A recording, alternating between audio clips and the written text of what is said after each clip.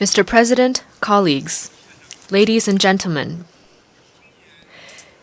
this year marks the 80th anniversary of the victory of the World Anti-Fascist War.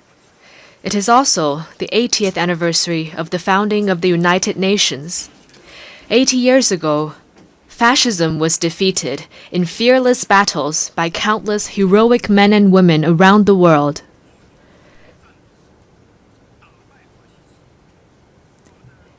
And the United Nations was created upon their ideal of a world free of war, marking the beginning of an extraordinary journey of building the post-war international order and pursuing peace and development. The past 80 years have been tortuous but purposeful. Today, the UN is the world's most universal, representative, and authoritative intergovernmental organization. With an international system centered around the UN and an international order based on international law, human society has realized overall peace and achieved unprecedented levels of development and prosperity. The past 80 years have witnessed tectonic changes in our world. Straddling 2 centuries, this period saw human society leapfrog from the age of electricity and computers into a digital intelligence era.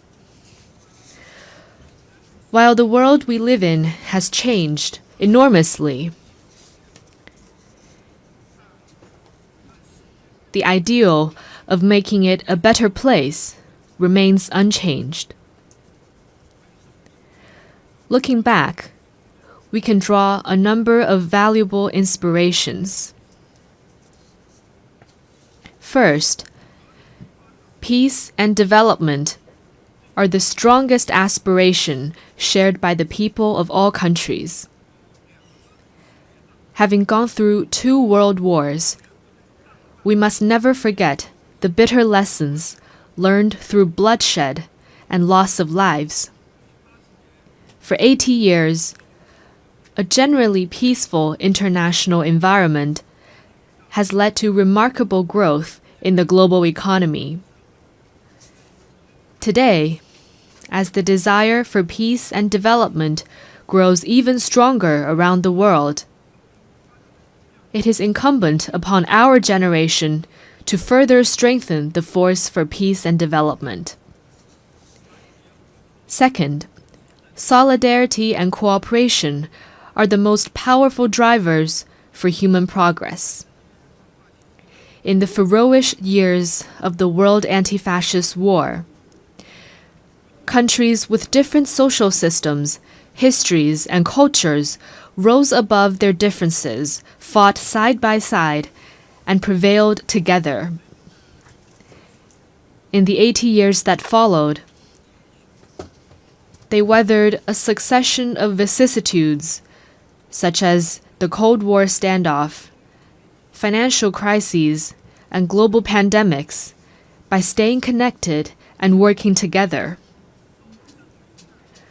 All this proves a simple yet powerful point. Solidarity lifts everyone up, while division drags all down. The road ahead might be hard and bumpy, but when all countries unite as one and collaborate in good faith, our strengths will converge into a mighty force with which we can withstand any headwind and cross any hurdle. Third, fairness and justice are the most important values pursued by the international community. History keeps reminding us that when might dictates right, the world risks division and regression. Should the era of the law of the jungle return, and the weak be left as a prey to the strong,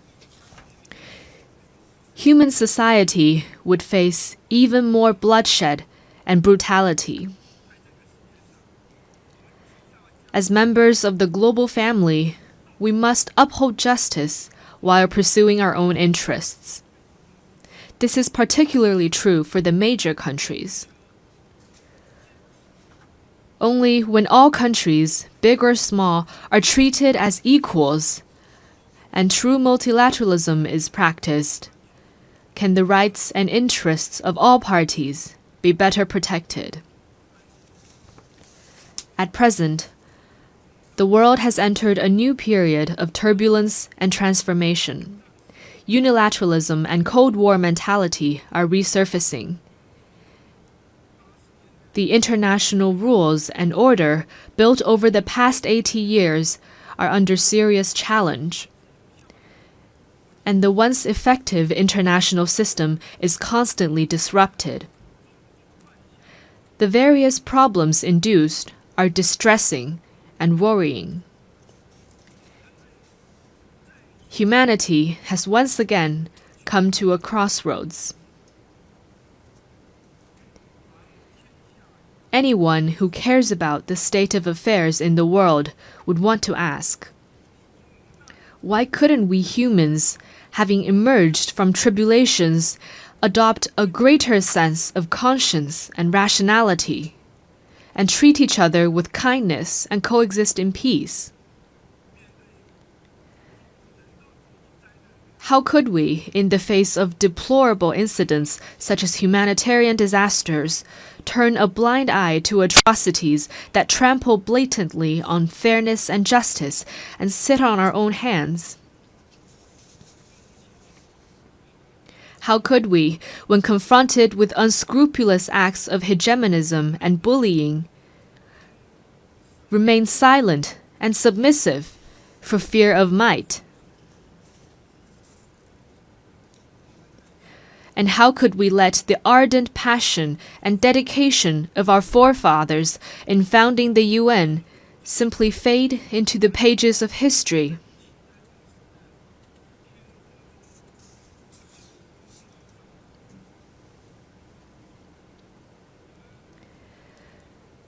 We Chinese people often say, "Never forget why you started, and you can accomplish your mission." Arriving at the UN headquarters this time, I saw over 190 national flags lined up in front of the building and fluttering in the breeze. I saw the sculptures, "Let us beat swords into plowshares," and "Nonviolence," with their time-tested message ever so loud.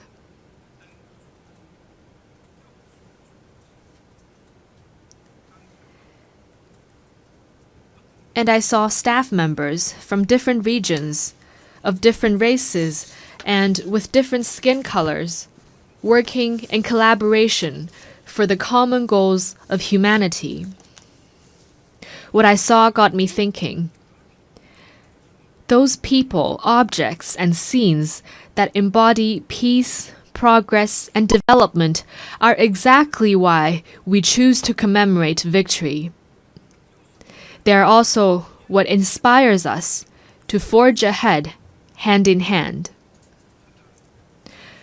While we may not be able to go back in time and relive the victory, we can definitely create a better future together.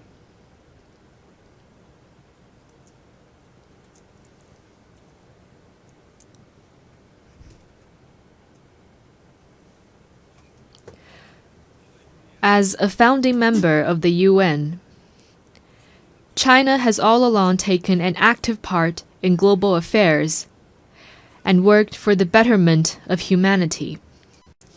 Over the years, President Xi Jinping has put forward the vision of building a community with a shared future for humanity, the Global Development Initiative, the Global Security Initiative, the Global Civilization Initiative, and the Global Governance Initiative, sharing China's wisdom and solution for navigating global transformations and overcoming pressing challenges. In particular, the Global Governance Initiative proposed at the Shanghai Cooperation Organization Tianjin Summit at the beginning of this month underscores the principles of adhering to sovereign equality, abiding by international rule of law, practicing multilateralism, advocating the people-centered approach, and focusing on taking real actions. It points the right direction and provides an important pathway for building a more just and equitable global governance system.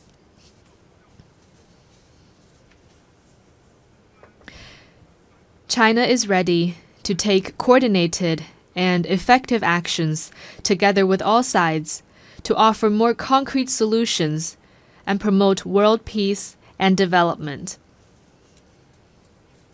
First, amid the volatility and turbulence in the world, we must work together for peace and shared security. All countries belong to the same global village and rely on each other for security. We should uphold the vision of common, comprehensive, cooperative, and sustainable security, and respect the legitimate security concerns of all countries. We should settle differences and disputes peacefully through dialogue and consultation. Persisting in camp-based confrontation or willful resort to force only drives peace further away. China has all along acted as a staunch defender of world peace and security. China is the second largest contributor to UN peacekeeping budget and the largest provider of peacekeepers among the permanent members of the Security Council. China has been working actively to promote peace talks on hotspot issues such as the Ukraine crisis and the Palestinian-Israeli conflict. China will continue to play a constructive role in promoting the political settlement of hotspot issues. Second, amid sluggish global growth, we must reinvigorate cooperation and pursue win-win results. A major cause of the current global economic doldrums is the rise in unilateral and protectionist measures, such as tariff hikes and erection of walls and barriers. We should collaborate more closely to identify and expand convergence of interests, promote universally beneficial and inclusive economic globalization, and help each other succeed by moving forward in the same direction. China has always been a key driver of global common development.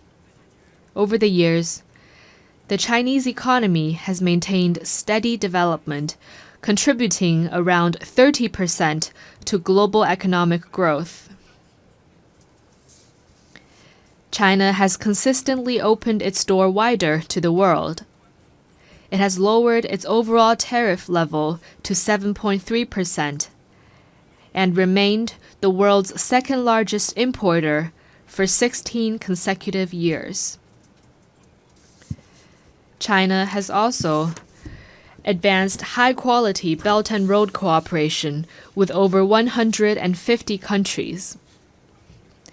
Currently, China is taking solid steps to promote high-quality development at home, with a focus on expanding domestic demand. China has the confidence and capability to keep its economy on an upward trajectory and continue to provide important support for global economic growth. Third, amid dynamic interactions among civilizations, we must champion dialogue and mutual enlightenment. Every civilization has its unique value and heritage, and deserves acknowledgement and respect. obsession with so-called civilizational superiority or ideology-based circles only breeds more division and confrontation. Adopting an inclusive attitude and engaging in exchange and mutual learning is a sure way to build more consensus and collective strength. China has all along engaged in active civilizational exchange and mutual learning. Over the next 5 years, China will carry out 50 development cooperation programs in the field of culture and civilization for fellow developing countries, and host 200 thematic training and seminar programs, contributing its part to inter-civilizational dialogue and the progress of civilizations. Fourth, amid emerging challenges, we must respond with concrete efforts and protect our shared home. Climate change is a major challenge confronting all of us. We should uphold the principle of common but differentiated responsibilities, promote the effective implementation of the Paris Agreement, and enhance international collaboration on the green economy.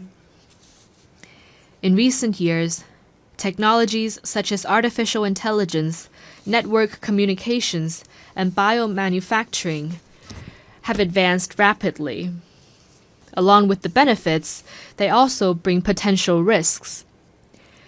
We should adhere to the principles of people-centered development, technology for good, and equitable benefits, improve relevant governance rules at a faster pace, and strengthen global governance cooperation, so that technological progress could bring real benefits to humanity in a better way.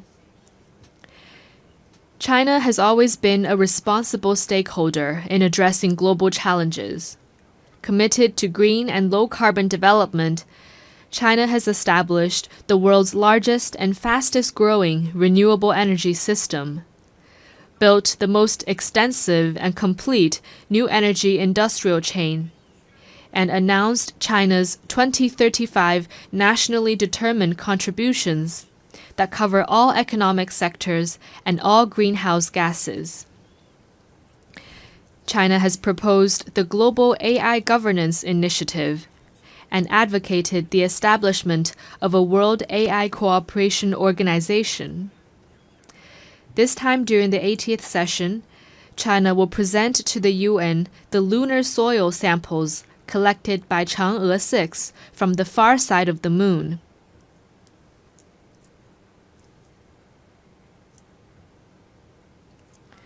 Going forward, China will take more proactive actions and work with all parties to advance global governance in relevant areas.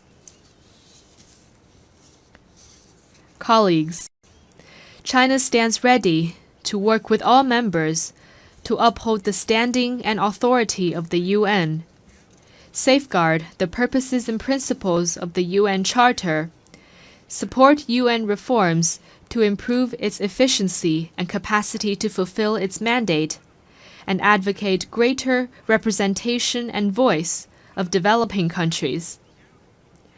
China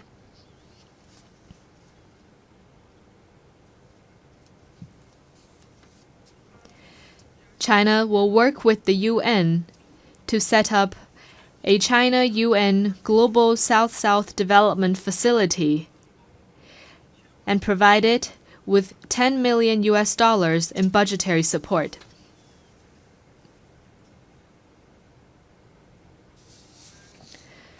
China will also partner with the United Nations Development Program to establish a global center for sustainable development in Shanghai to accelerate the implementation of the UN 2030 Agenda for Sustainable Development. The tide of history surges forward, and the Great Way remains smooth and steadfast. Going forward, China will continue doing its best to contribute to global peace and development. China hopes to work with the rest of the world to uphold the ideals of the UN, carry forward the spirit of multilateralism, actively implement the 4 major global initiatives, advance toward the lofty goal of building a community with a shared future for humanity, and make our world a more harmonious and beautiful place. Thank you.